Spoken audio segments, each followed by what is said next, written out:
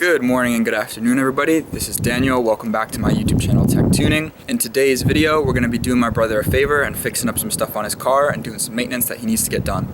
His car is a 2008 Nissan 350Z. It's the HR model, as you can tell from the wheels and the fancy hood with the bigger bulge on it than the classic DE style. For a little backstory, this car is pretty much all stock. It's an automatic HR. There's nothing really crazy going on with it. We're going to be doing some maintenance such as an oil change, changing the brake fluid, possibly changing the coolant, and we're going to be fixing a classic Nissan 350Z problem, which is the window motors. I did do the driver's side motors a long time ago, and since then, maybe a year ago now, his passenger side has also gone out, so we're just going to be replacing the entire assembly and doing away with that problem. It's going to be pretty laid back. I'm not going to make it as much of a tutorial as I usually would with my other Toyota videos. It's going to be more like just a hangout, come work on the car with me, and yeah, let's do it. So I seem to have stand corrected. It looks like we're not going to be replacing the entire assembly like I thought we were. I thought he had bought the entire slider with the motor and all that attached to it. It looks like we actually just have the motor. Shouldn't make any difference. While we're in there, we'll just grease everything up with some silicone or white lithium grease anyway to keep everything sliding nicely. Pretty much going to be about the same process to get to this, so let's start taking off the door panel and get to work.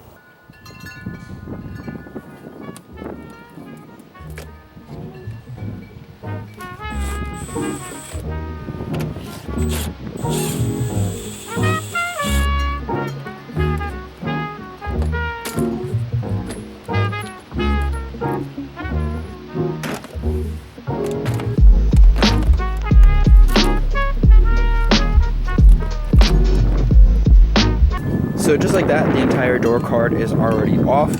If you're trying to take it apart to do the same kind of thing, there's one bolt behind the door handle, which you have to take off this little cover right here. When you take off this cover, there's going to be one screw behind it, which is a Phillips head. You also will have to pop off the door handle, that little silver cover you saw me remove, and there's two 10mm bolts behind that. The rest of it will just pop apart once you take out the little connectors and electrical stuff. Then to take it all the way off, you'll see you have to remove that gray connector and then the two lines for the lock and the door mechanism handle itself. What you are left with is what you see here, where we have this big cover. And in order to take this apart, we'll have to remove all the fasteners around it.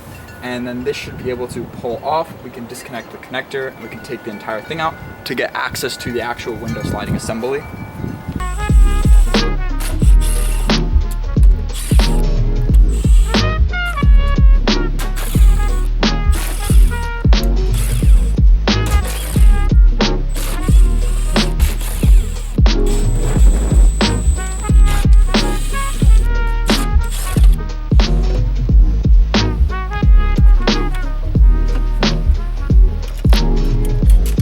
And as you guys saw, there's the three covers, 1, 2, and 3. You gotta take off the little plastic sticky pad, and you take out those 10mm bolts, and then you can slide the glass out the top.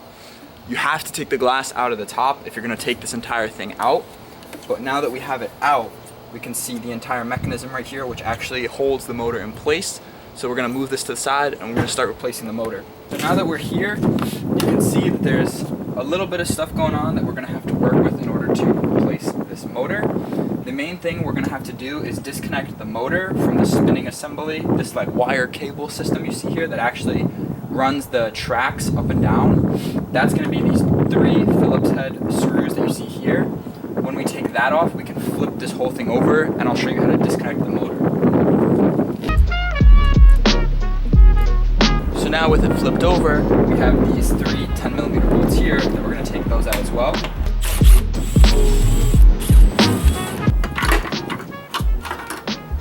And now we've got the old motor out. We're just going to put the new one in the exact same way we took the old one out.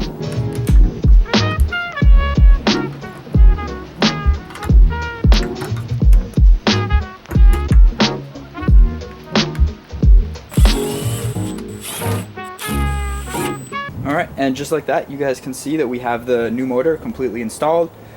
Really simple, honestly. It's just a matter of not misplacing nuts and bolts and just doing it the same way you took it apart. While we're here, like I said, we're going to take some of this WD-40 silicone spray, and I'm just going to throw it on the tracks here to help keep everything sliding nicely. So what we can do now is shuffle this back over to the actual door, and I'm just going to start loosely lining everything up.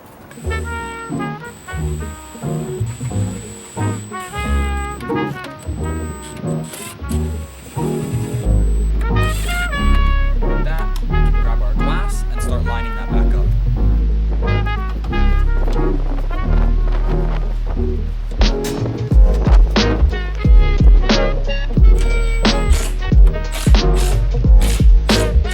We have made sure everything is tight. What I'll do now is I'll throw the key in the car and we'll just check to make sure that the window is actually operating as it should be.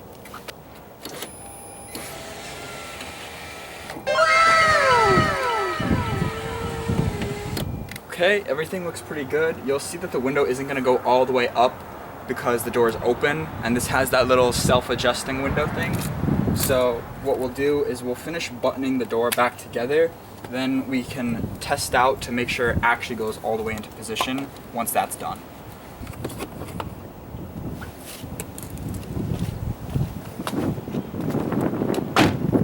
My brother and I speculated about this for a while, and I think that we were right, that this cover that we had for here, I had carbon fiber wrapped a long time ago because the Nissan stuff is pretty cheap and the paint flakes off. I took the switch out of that because we thought that the wrap was jamming up the switch. So if you see now that the window is in place and it automatically fits itself back up into line, and it's looking pretty good.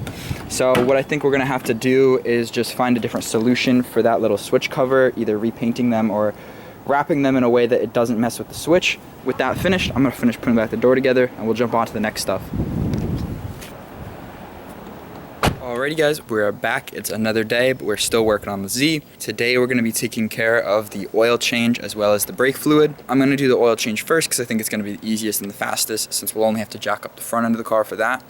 And before we get started, I'm just gonna let the car warm up so that the oil is a little bit warmer and it runs out easier. So let's get a little cold start.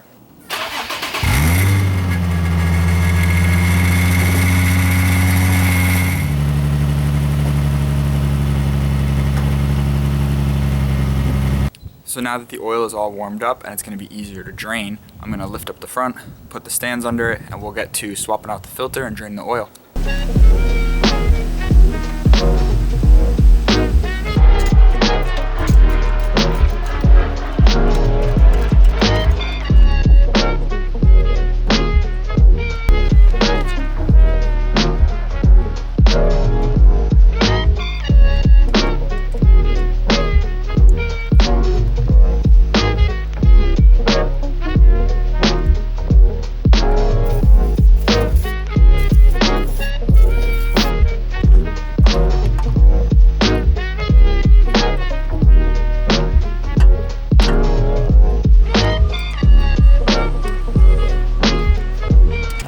And now we can start filling it back up.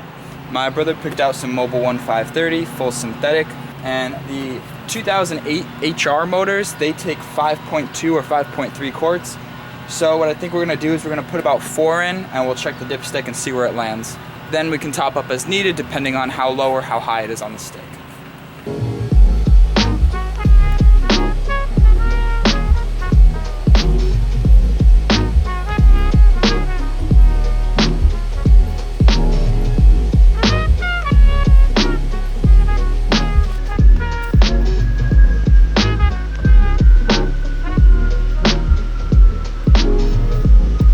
Alright, and that'll about do it for our oil change. All I'm going to do now is just start it up, as well as check for any drips if we have any, but we shouldn't because we did put a new crush gasket on the drain plug, and we also put on the new oil filter. So let's get that done and then move on to the next step.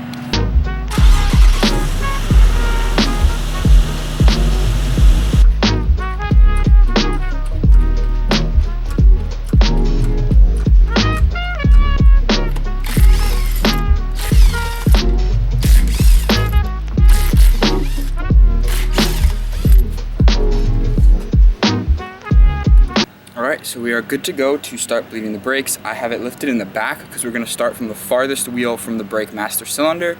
What I'm going to do is I'm going to have somebody pump the brakes. They're going to hold it down. I'm going to release the bleeder valve on the caliper. We'll let it flow through. If we see any bubbles, we'll keep going. We're gonna do that a couple times on each wheel. So we're gonna go from the rear passenger to the rear driver to the front passenger to the front driver. That way we work from as far away from the master cylinder and we work our way closer and closer to it to get the most air out as soon as possible. So yeah, same process on the Z as it would be on any other car. So let's get to bleeding the brakes and then we can keep going forward.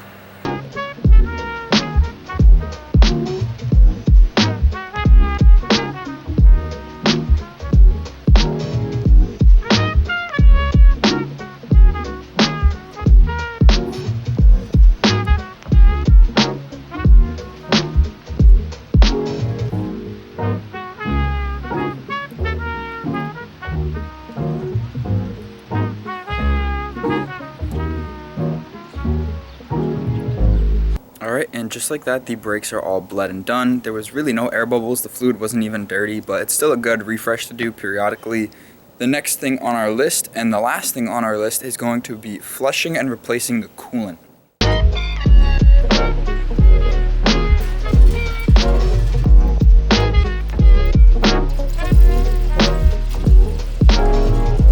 Okay, so we've filled up the coolant bleeder thing right here after we drained everything out from the lower drain. And what I'm going to do now is I'm going to squeeze some of the radiator hoses. Hopefully we will get some air bubbles out. And once we've done that as much as we can, we'll fill this up a little bit more. We'll start the car running the heat at full blast and we'll just let it cycle until we stop seeing any bubbles coming through.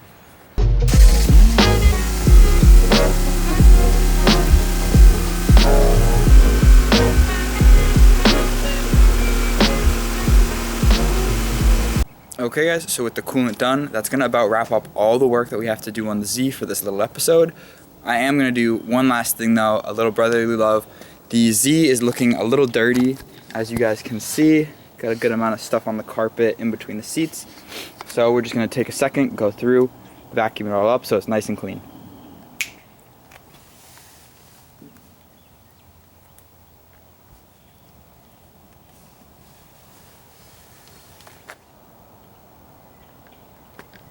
Alrighty guys, and that is going to about do it for our little mini Nissan Z episode here.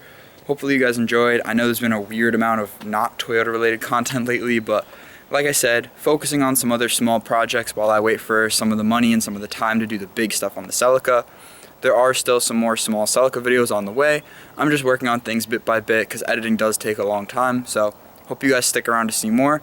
Thank you guys for watching this one, and I'll see you in the next video. Peace out.